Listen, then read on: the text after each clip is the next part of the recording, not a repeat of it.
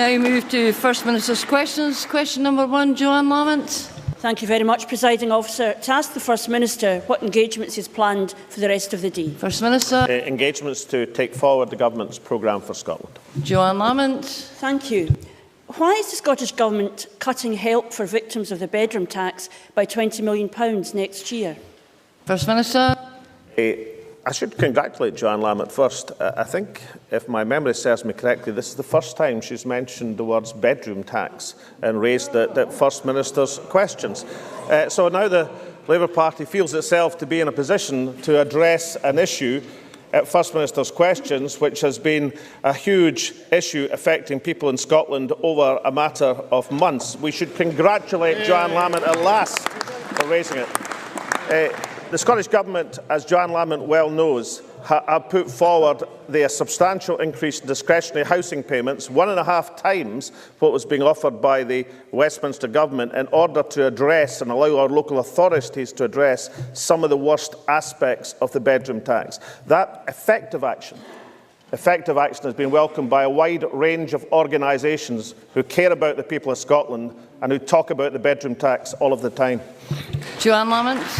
Yes, of course, but the problem with the First Minister is he talks about it all of the time. He doesn't act in the interests of ordinary people. You know, if people were to be comforted by promises in the future, then we'd be in a very strange place. It is what you can do now that actually matters. 20 million this year, nothing next year, and this year half of what was expected by the very organisations he mentioned. But of course, the real reason that the Scottish Government is cutting off support for the victims of the bedroom tax is that they see injustice as an opportunity not to help people suffering in Scotland, but an opportunity to be exploited ahead of the referendum. If the First Minister really wanted rid of the bedroom tax, he would be urging voters in England in 2015 to vote Labour to abolish it.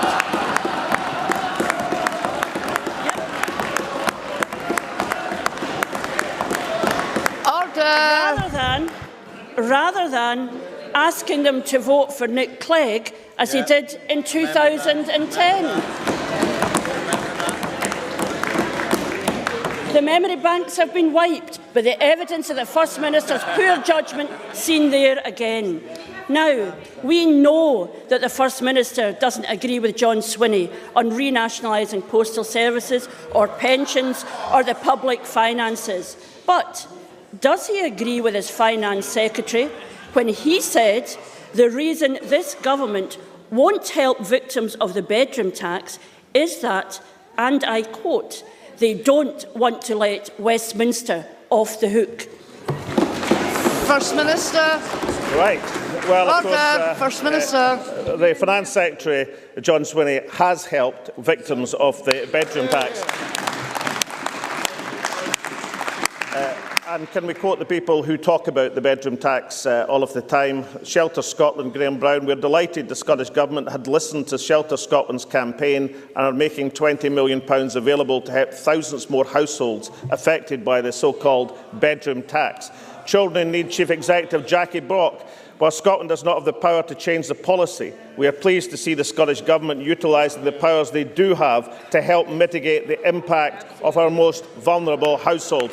So let's not have from Joanne Lamont that John Swinney hasn't helped people afflicted by the bedroom tax. That's the effective action that the SNP Government have taken.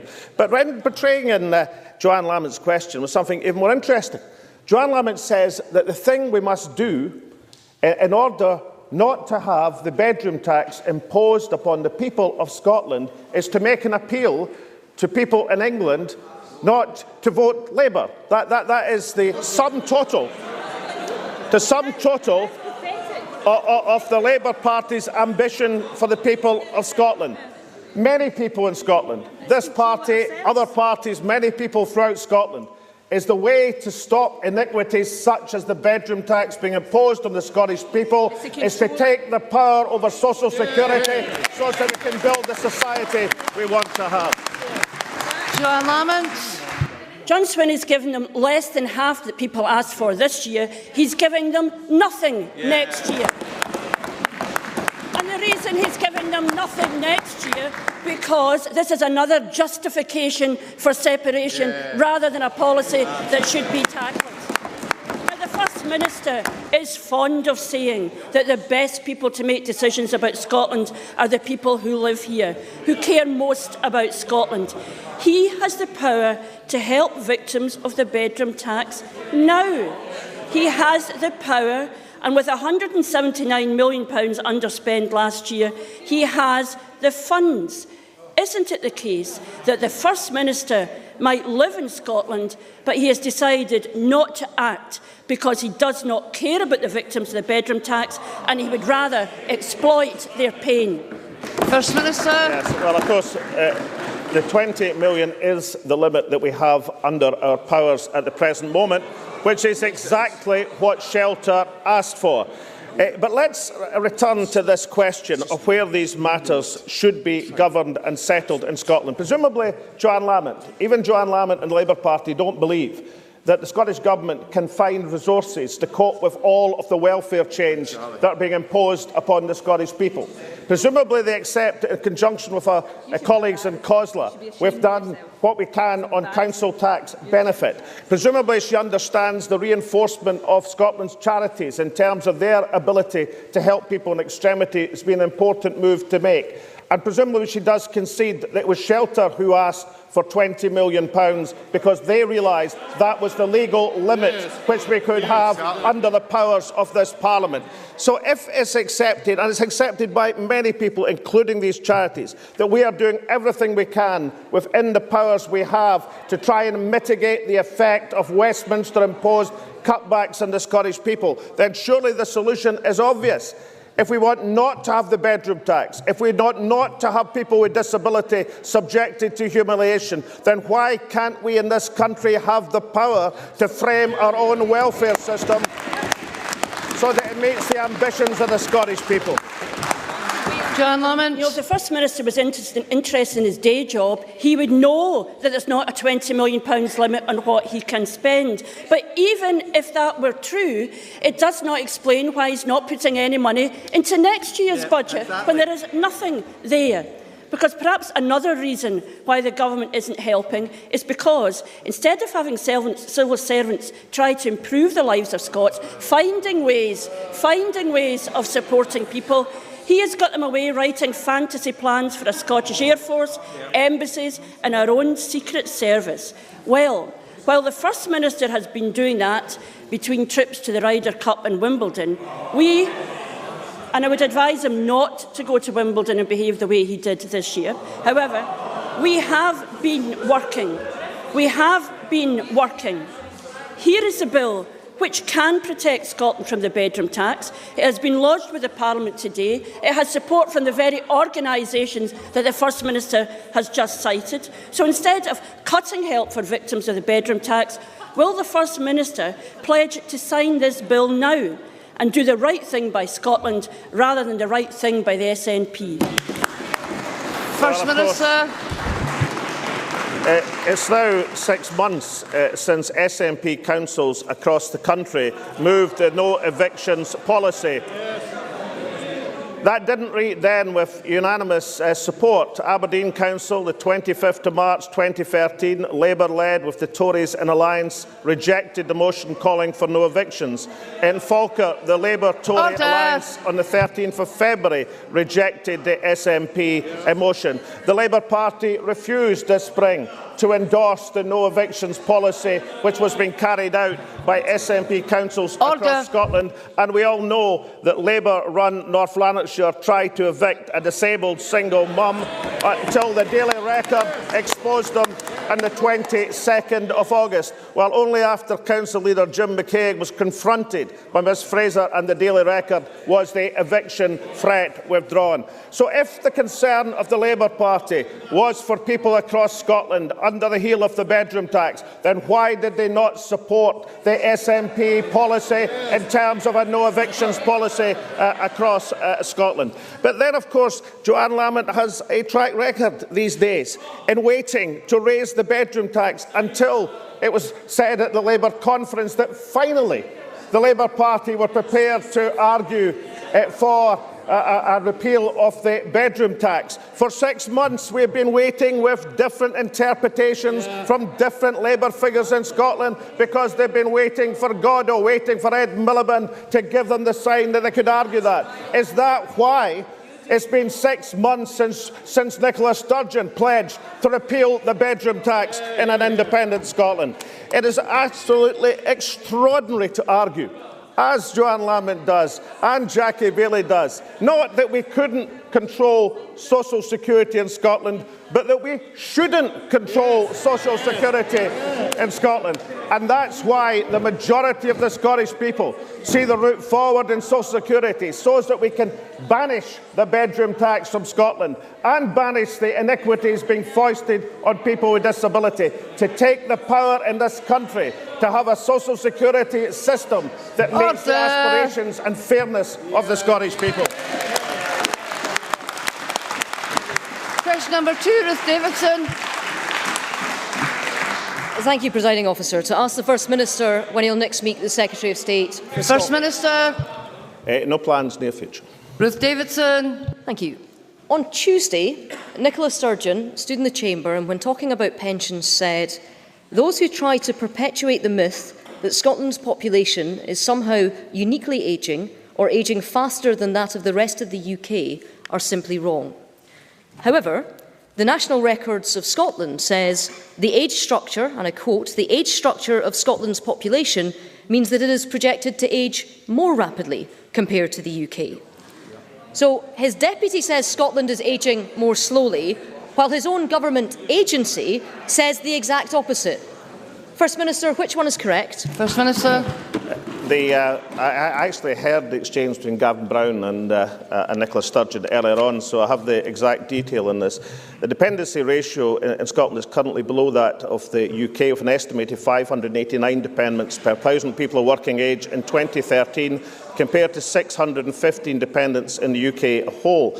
From around 2026, the gap between the Scottish and UK dependency ratios is projected to decrease. That is exactly the population projections and the same data source cited by the National Records of Scotland and the Scottish Parliament in the 210 base forecast. We now, of course, have the 2011 census. The paper sets out the dependency ratio, which is internationally accepted standard measure of population pressures, showing the ratio of dependents to those of working age. Far from ignoring the National Records Office, we used NRS projections, involved NRS staff in drafting this section of the report.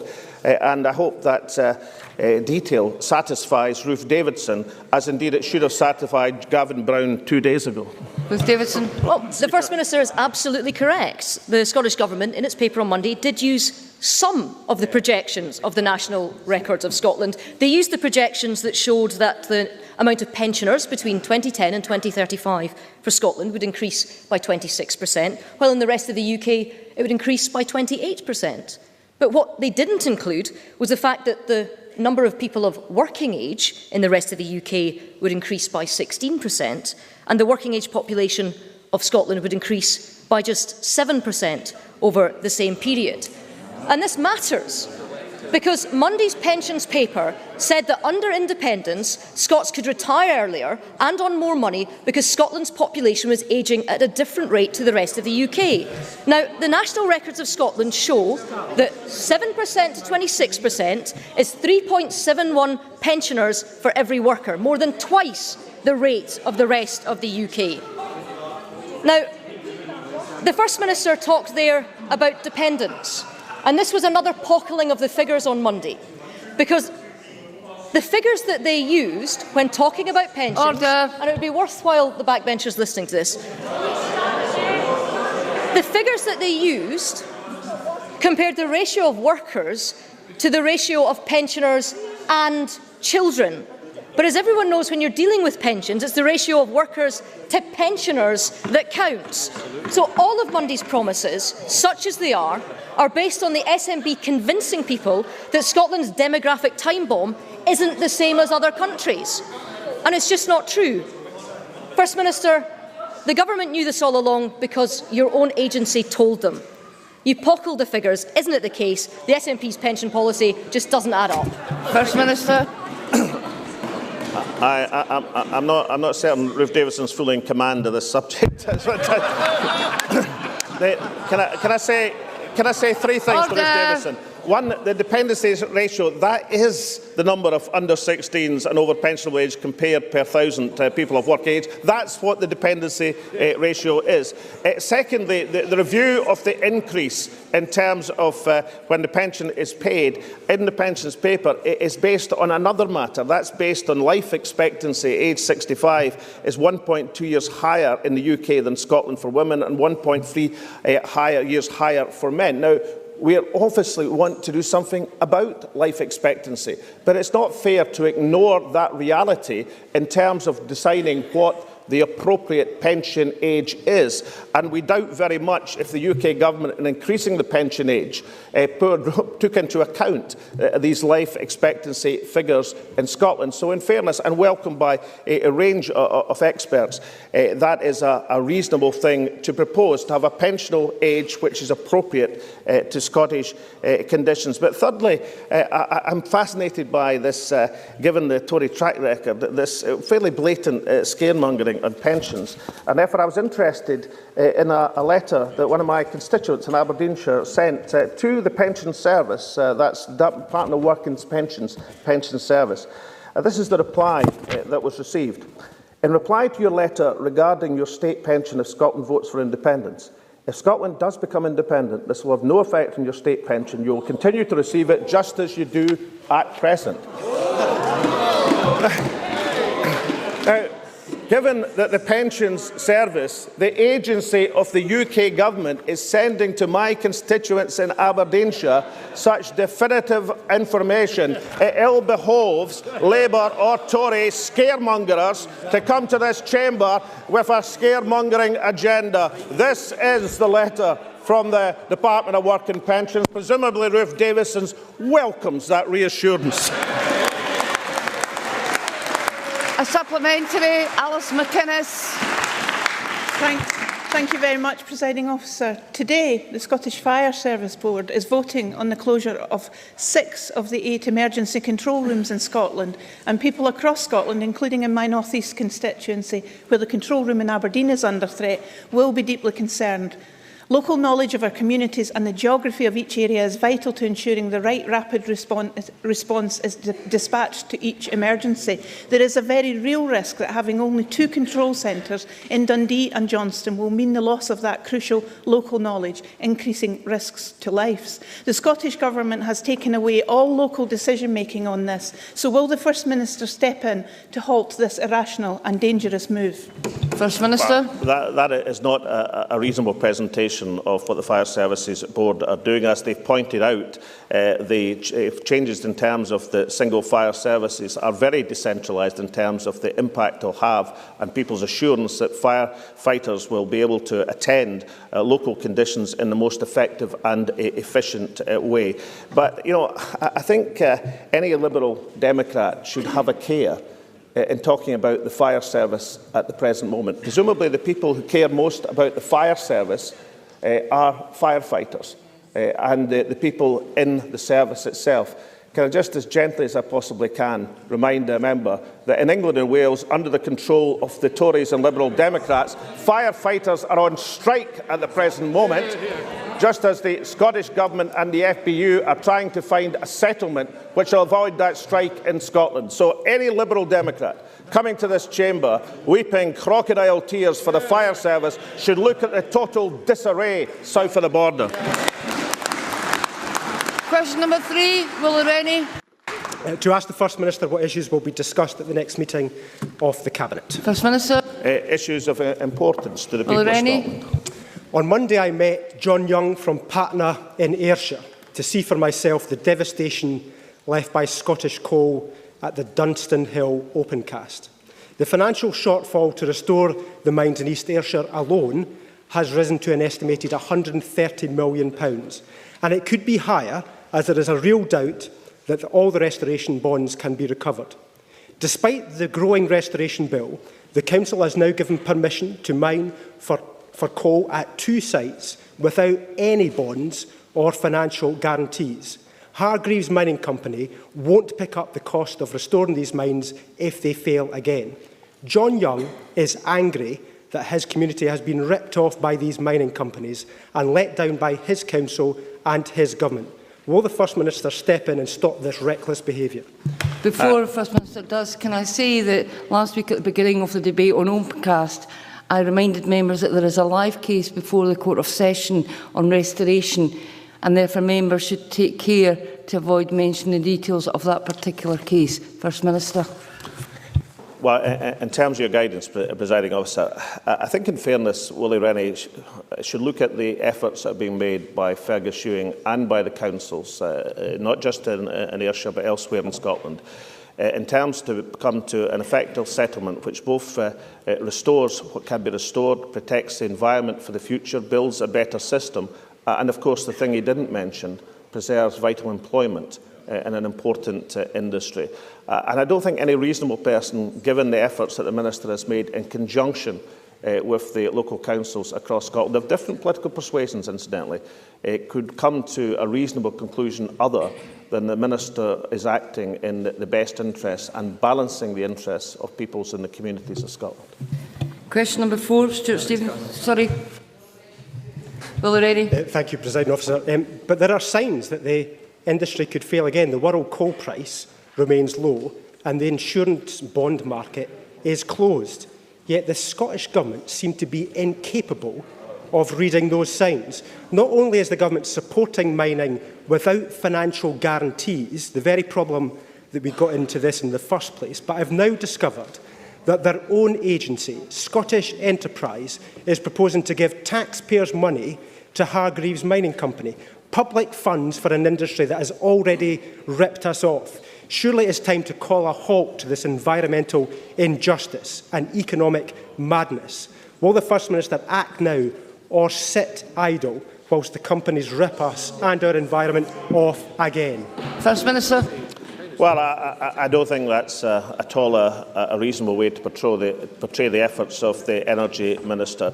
As in his first question, at no stage in either question did Willie Rennie express the slightest sympathy or endorsement or solidarity with the workers in that industry.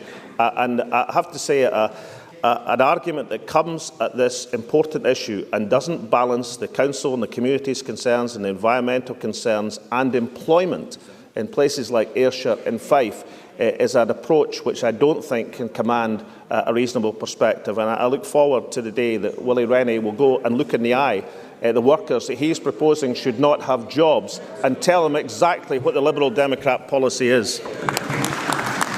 Question number 4, Stuart Stevenson. To ask the First Minister whether the Prime Minister has responded to his letter calling for a moratorium on the privatisation of Royal Mail. First Minister. Well, I'm disappointed to say I've not heard from the Prime Minister as yet. But it is absolutely clear the people of Scotland resoundingly don't want this misguided privatisation and should confirm the moratorium as soon as possible. Stuart Stevenson. Surprising, First Minister. Yesterday, Labour Party members at a conference in Brighton overwhelmingly backed a resolution calling for the renationalisation of the Royal Mail should the sell-off go ahead. Will the First Minister urge Mr Miliband to now back the position of the Scottish Government by publicly endorsing the views of his party, which could render the privatisation of Royal Mail infeasible? First Minister. It's true I haven't had a response from the Prime Minister, but I seem to have got a response from the Labour Party conference, so that's all to the good. And I suspect now, after 6 months, that the Labour Party have followed the SNP policy of repeal of the bedroom tax. We should welcome the fact that the Labour conference has now endorsed our call for taking the Royal Mail back into public hands. Now, I'm told here that this resolution was passed overwhelmingly. I even hear it might have been passed unanimously, which means that the Scottish delegates, Joanne Lamont, at the conference presumably voted for the renationalisation of the Royal Mail. Well, I know what you're pointing at. I mean, I'm just saying that if it was passed nearly unanimously, I'm assuming that Joanne Lamont was there speaking for the majority wishes of the unions and Labour Party members, which makes it all the more strange the attacks I've had from MSPs following First Minister's questions last week. So what is it? Is it the response to public ownership that we saw so resoundingly from the Labour conference, or was it the back-calling of the SNP that we saw from Labour MSPs last week? Question number 5, Neil Findlay. To ask the First Minister what action the Scottish Government has taken to improve the quality of residential care for older people. First Minister. Well, the Government is committed to ensuring the highest possible standards in the residential care sector. We require the care inspector to inspect every care home in Scotland, unannounced, at least once every year.